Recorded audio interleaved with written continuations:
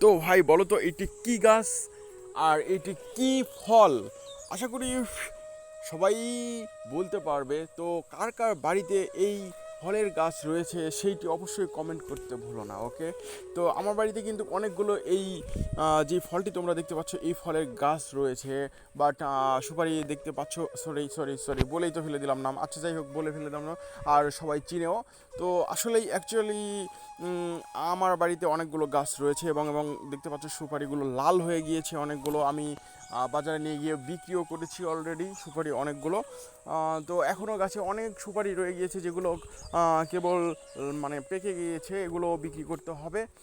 তো আরও গাছের ভিডিও আমি করতে পারতাম, কিন্তু ওই গাছের ভিডিওগুলো করতে গেলে মানে অন্ধকার অন্ধকার হয়ে গিয়েছে, যার জন্য ভিডিওটা ভালো আসতেছে না, যার জন্য আমি ভিডিও করে দেখাইতে পারলাম না। তো অন্য কোনো একদিন আমার যেই গাছ আরও আছে সেই আমাদের এই সেই গাছগুলোর ভিডিও কিন্তু আমি নিয়ে আসবো, ওকে?